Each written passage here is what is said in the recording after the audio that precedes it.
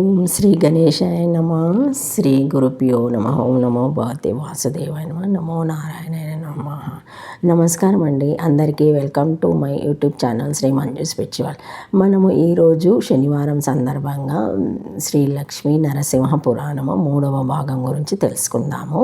కానీ అంతకంటే ముందుగా మీరు కనుక మన ఛానల్ని సబ్స్క్రైబ్ చేసుకోకపోతే వెంటనే చేసుకొని పక్కనే ఉన్న బెల్ ఐకాన్ని నొక్కి ఆల్ సెలెక్ట్ చేసుకుంటే మేము ఇలాంటి వీడియోస్ అప్లోడ్ చేయగానే ముందుగా మీకు నోటిఫికేషన్ వస్తుంది. అలాగే వీడియో ఎక్కడ కూడా స్కిప్ చేయకుండా చివరి వరకు చూస్తే మేము ఏం చెబుతున్నామో మీకు పూర్తిగా అర్థమవుతుంది. ఇంకా ఇప్పుడు వీడియోలోకి వెళ్ళిపోదాము. ఓం లక్ష్మీ నరసింహాయ నమ. లక్ష్మీ నరసింహ పురాణము 3వ భాగము. మైత్రవరుని కశ్యపుని భార్యలో 13 వారిలో మొదటిది ఆదితి అని ఆమెకు 12 కొడుకులను చెప్పాను. వారే ద్వాదశాదిత్యులు. వారి వల్లనే పగలు రాత్రి కలుగుతున్నాయి. వారిలో మిత్రుడు వరణుడు అని ఇద్దరు వారికి సంబంధించినది. ఇప్పుడు చెప్పబోయే కథ. వరణుడు పడమటి దిక్కుకు నాయకుడైనాడు. పశ్చిమ సముద్ర ప్రాంతాన ఉన్న పర్వతం వద్దకు సూర్యుడు చేరగానే ఈ ప్రక్కనున్న జగమంతా అంధకార బంధురమవుతుంది. సూర్యుడు అక్కడ విశ్రాంతి తీసుకుంటాడు. ఆ పడమటి కొండ పలు విధములైన రత్నాల కాంతులతో వెలిగే శిఖర కళ్ళ గొప్ప పర్వతము అంతా బంగారుమయము. దాని గుహలు సింహశార్దుల నివాసాలు. అచ్చటి వృక్షులన్నీ అన్ని ఋతువులలో మధుర ఫలాలతో సంతర్పణ చేస్తూ ఉంటాయి. సిద్ధులు గంధర్వులు ఆ కొండ కోణలలో స్వేచ్ఛగా విహరిస్తూ ఉంటారు. విశ్వకర్మ ఆ కొండ శిఖరాన ఒక చక్కని నగరం నిర్మించాడు. రత్నాలు బంగారము ఆ నగర నిర్మాణానికి సమృద్ధిగా ఉపయోగించాడు. దాని పేరు విశ్వవతి. దివంగులకు అది నెలవు. ఆ నగరము వరణుని నివాసము. అక్కడ ఉండి పశ్చిమ దిశను పాలించవలసిందని బ్రహ్మ వరణుని నియమించాడు. ఆ విధంగా వరణుడు లోకపాలకుడయ్యాడు. అలా ఉండగా ఒకనాడు అన్నదమ్ముల మిత్రుడు వరణుడున్న భూలోకంలో వన విహారానికి ప్రియపడి క్రమంగా కురుక్షేత్రానికి చేరారు. వికసించిన పూది గదిలలో ఫలవృక్షాలతో ఋషుల రుష్టిగోష్ఠులతో పక్షుల కూతలతో కలకలలాడుతున్న కురుక్షేత్రంలో ఆ అన్నదమ్ములు అలా విహరిస్తూ ప్రకృతి సౌందర్యానికి ముగ్ధులవుతూ ఇంకా లోపలికి వెళ్ళారు.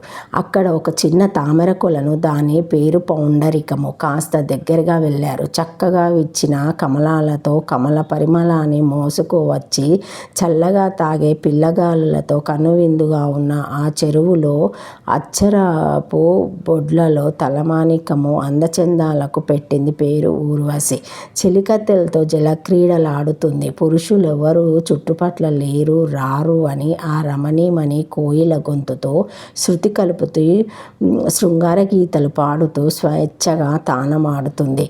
అన్నదమ్ములిద్దరూ ఆ ముద్దుగుమ్మను ఆ అవస్థలో చూచి ఆశ్చర్యానంద విభ్రమలతో అల్లుకుపోయారు. ఊర్వశి గడసరి పూపోడి శృంగార జలాతికి ప్రౌఢ విభ్రమ విలాస నౌక. ఆ అన్నదమ్ముల ఆవభావాలు అర్థం చేసుకొని అలాగే క్రీగంటి తూపులతో వారిని హృదయాలను ఛేదించి జిలుగు పావడంతో వెలిపట్టు రైకతో తడిమెను సర్దుకొని దరికి వచ్చి సెలవిప్పింపబడించి పోయి వస్తానని ఒక చిరునవ్వు విసిరి తూనిగలాగా మింటికెగిరిపోయింది. ఆ వగలకు మిత్రవరణులు తాళలేకపోయారు. పట్టుకోవాలని మొడుగుగట్టుకి వడివడిగా వెళ్ళి చేతులు చాచారు. అది దొరుకుతుందా? అది అలాగో తుర్రుపై కైకెగరడమేమిటి? మిత్రవరణులకు వీరస్థలనము అయిపోవడమేమిటి? రెప్పపాటు కాలంలో జరిగిపోయిందంతా. చల్లబడి అన్నదమ్ములిద్దరూ సహజస్థితికి వచ్చి వెనుదిరిగిపోయారు. కురుక్షేత్రంలో అనువైన స్థలం చూచి ఆశ్రమము ఏర్పరచుకొని ఘోర తపస్సు చేశారు. వారి తపస్సుకు పితామహుడు మెచ్చి వచ్చి మీ తపస్సుకి సంతోషించాను. ఇక లెండి, మీకు వైష్ణవ సిద్ధి కలిగేట్టు వరమిస్తున్నాను, అది కూడా కొంతకాలం పోయాక సిద్ధిస్తుంది అని వరమిచ్చి అదృశ్యుడైనాడు. తపస్సిద్ధి సాధించిన ఆనందంతో గతము మరచి ఆ అన్నదమ్ములిద్దరూ స్వస్థలాలకు వెళ్ళిపోయారు. మిత్రవరుణులకు ఊర్వశి సందర్శనం వలన మనసు కారణపతనమైన వీర్యము పద్మంలోను కులనిగట్టున నీటిలోను పడింది.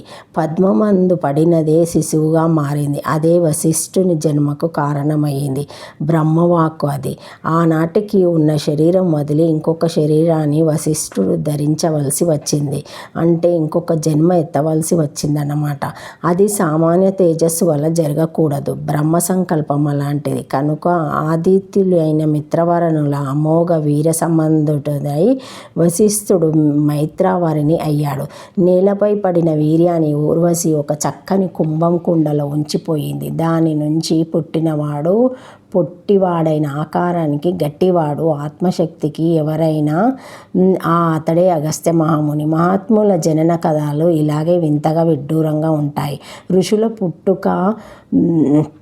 మహాత్ముల పుట్టుక ఎరగశ శక్యం కాదు. జలమందమండిన వీర్యము మత్స్య సంతతికి బీజమైంది. ఇదే వశిష్ఠుడి మైత్రివరుని అయిన కథ. దీనిని వ్రాసినా చదివినా వినినా పాప విముక్తి భుక్తిముక్తులు కలుగుతాయి. సంతతి లేనివారు నిత్యము మైత్రివరుని కథ చదివితే ఆపత్య ప్రాప్తి కలవారవుతారు. ఇది ముమ్మూర్తులకు ఇష్టమైన కథ అని ఇంకా సుతుడు ఇలా చెప్పసాగాడు.